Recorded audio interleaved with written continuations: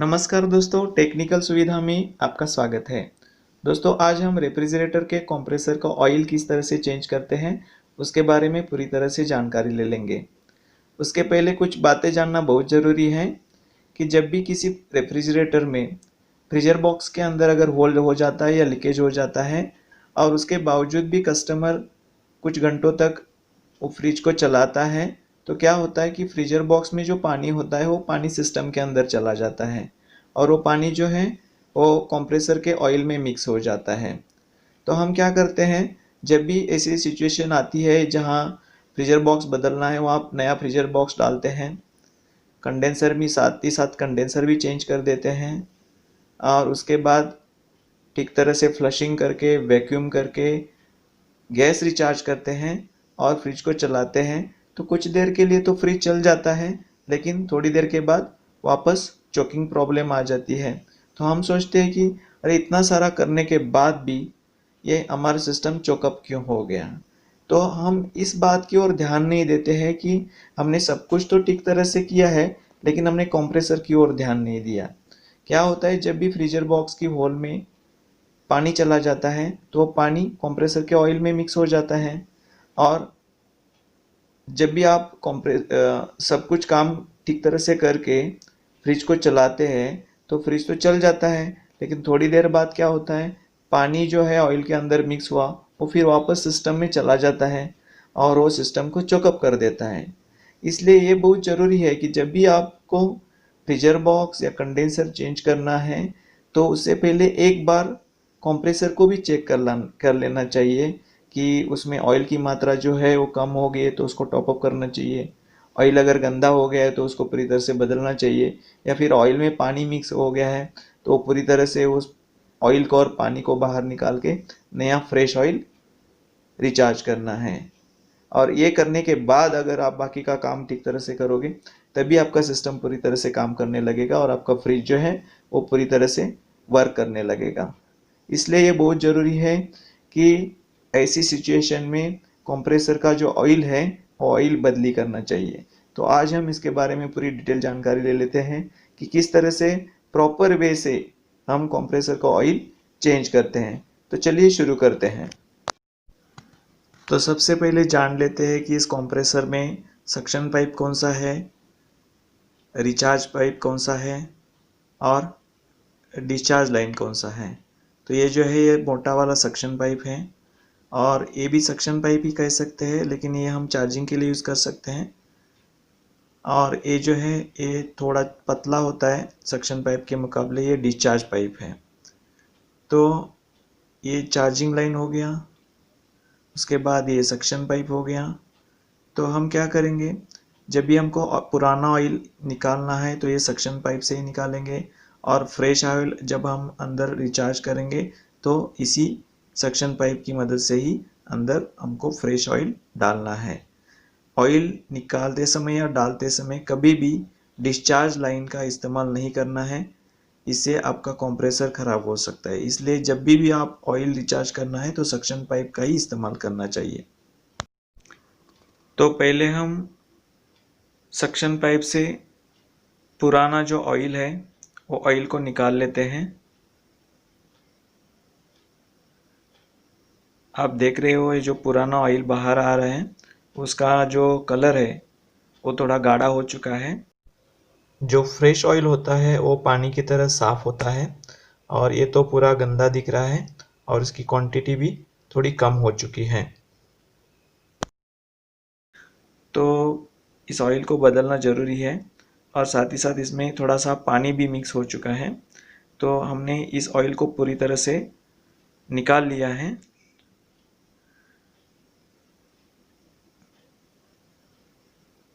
जैसे कि आप देख रहे हो इसकी क्वांटिटी जो है ये हम गिन लेंगे कि कितनी ml है। उससे थोड़ा ज़्यादा ऑयल हमको फ्रेश ऑयल रिचार्ज करना है, क्योंकि इसमें से थोड़ा बहुत ऑयल जो है सिस्टम में चला गया, इसलिए थोड़ी क्वांटिटी भी इसकी कम हो गई है। ठीक है, तो हमने क्या किया है कि ये जो पुराना ऑयल जो है निकाला है, ये इसकी जो टोटल क्वांटिटी है 150 ml हमें मिली है। हम टोटल 200 ml इसमें रिचार्ज करेंगे। तो नया ऑयल डालने से पहले क्या करेंगे, थोड़ा उसको कंप्रेसर को जो है थोड़ा गरम कर देते हैं, ताकि उसके अंदर जो पानी या मॉइस्चर रहेगा वो गर्मी की वजह से भाप होके बाहर निकलेगा, और उसके बाद ही हम इसमें नया ऑयल चार्ज कर देते हैं। तो इस तरह से जो है हम ये गरम कर रहे हैं, ताकि ये थोड़ा कंप्रेसर गर्म होने के बाद, हल्का सा गर्म करने का, ताकि थोड़ा सा गर्मी होने के बाद क्या होगा, पानी जो है वो बाहर निकल आएगा, और वो पूरा पानी बाहर निकलने के बाद वापस हम फ्रेश ऑयल इसमें चार्ज कर देंगे। तो जैसे कि आप देख रहे हो, हमने इसको थोड़ा थोड़ा गर्म कर दिया है, ब्रेजिंग गन का इस्तेमाल हम कर रहे हैं इसमें। तो अंदर जो कुछ बचा हुआ पानी है या मॉइस्चर है वो हवा में उड़ जाएगा। तो इसके बाद ये कंप्रेसर को थोड़ा ठंडा होने देते हैं, और ठंडा होने के बाद इसमें हम फ्रेश ऑयल जो है रिचार्ज करेंगे। इसमें जो पुराना वाला था A134A रेफ्रिजरेंट ऑयल था, ये भी हम जो पहले जो ऑयल था वही ऑयल डालना है, दूसरा ऑयल नहीं डालना है। तो हमने ये 134A रेफ्रिजरेंट ऑयल जो है ये 200 ml क्वांटिटी इसमें ले ली है। पुराना वाला जो था वो 150 ml था, ये हमने 200 ml लिया है, क्योंकि पहले का जो ऑयल थोड़ा क्वांटिटी कम हो चुकी थी। तो इस हम ऑयल को अभी हम क्या करेंगे, ये कंप्रेसर अभी तो ठंडा हो गया है, तो इसके जो सक्शन पाइप है उसमें एक प्लास्टिक वाली पाइप लगा दी है, और ये जो है ये सिरिंज है, इस सिरिंज की मदद से इसमें ऑयल अंदर डाल देना है। आप कंप्रेसर को चला के भी ऑयल डाल सकते हैं, लेकिन सबसे प्रॉपर जो तरीका है यही है, इसको एक इंजेक्शन की मदद से अंदर डाल देना है। ठीक है, तो ये 60 ml की करीबन कैपेसिटी की ये सिरिंज है। इस सिरिंज की मदद से हम इसको, ये जो ऑयल जो है ये सक्शन पाइप्स के थ्रू इस कंप्रेसर के अंदर डाल देते हैं। धीरे धीरे आपको थोड़ा ऑयल ज़्यादा फास्ट भी नहीं करना है, धीरे धीरे इसमें ऑयल अंदर डाल देना है। तो ये 60 ml टोटल है, और 200 ml हमको भरना है। तो क्या है, 3 बार भर भर के ये सिरिंज डालनी है, और चौथी बार तो बचा हुआ जो 20 ml है वो वापस डाल देते हैं। अगर कंप्रेसर को चालू करके भी आप इसमें ऑयल डालते हैं तो भी काम चल जाता है, लेकिन सबसे सेफ वे जो है ये इस तरह से ही है। इस तरह से अगर आप ऑयल डालोगे तो आपका ऑयल जो है ये इसका जो डिस्चार्ज हेड है उसमें चला नहीं जाएगा। तो इसलिए कभी भी इस तरह का ही मेथड इस्तेमाल करो, ताकि ऑयल जो है प्रॉपर तरीके से अंदर जा सके। तो हमने 2 बार ऑयल डाला है, अभी तीसरी बार हम इसमें ऑयल डालने जा रहे हैं। अभी जो बचा हुआ जो एक 20 ml के आसपास जो ऑयल है वो भी हम इसमें डाल देते हैं।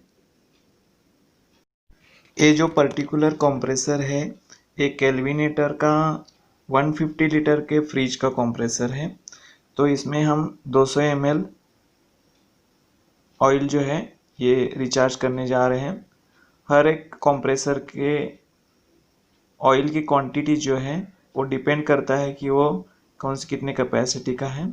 तो 200 ml से लेके 250 ml तक हर एक कंप्रेसर के हिसाब से ऑयल डालना होता है। तो इस पर्टिकुलर कंप्रेसर में हमें 200 ml डाल रहे हैं। अगर कोई दूसरा कंप्रेसर है तो उसमें हो सकता है 250 ml भी डालना पड़ेगा, डिपेंड करता है कि वो कंप्रेसर की कैपेसिटी क्या है, उसके हिसाब से उसमें ऑयल डालना होता है। तो हमने ये पूरी तरह से जो 200 ml है इसमें अंदर डाल दिया है। इसके बाद हम ये जो पाइप है प्लास्टिक वाली, जो सक्शन पाइप के अंदर हमने डाली है उसको निकाल लेते हैं। तो इस तरह से हमने इसमें ऑयल पूरी तरह से रिचार्ज कर दिया है। ऑयल चार्ज करने के बाद हमें थोड़ी देर के लिए कंप्रेसर को सप्लाई देके कंप्रेसर चालू रखना है, ताकि कोई एक्सेसिव ऑयल अगर चला गया है तो वो डिस्चार्ज पाइप के थ्रू निकल जाएगा और जो ऑयल की लेवल है पूरी तरह से अंदर मेंटेन हो जाएगी। इसलिए हम क्या करते हैं, थोड़ी देर के लिए 15-20 मिनट के लिए कंप्रेसर को चला देते हैं ताकि जितना भी अगर एक्सेसिव ऑयल वगैरह है हेड में वो निकल जाएगा। दोस्तों, उम्मीद करता हूँ कि इस वीडियो के माध्यम से आपको कुछ जानकारी ज़रूर मिली होगी। अगर आपको ये वीडियो अच्छा लगा हो तो चैनल को सब्सक्राइब ज़रूर कीजिए, एक लाइक्स भी ज़रूर दे दीजिए और बेल आइकॉन को भी प्रेस कीजिए ताकि आगे आने वाले वीडियोस की नोटिफिकेशन आपको मिलती रहेगी। आपका दिन शुभ हो। धन्यवाद।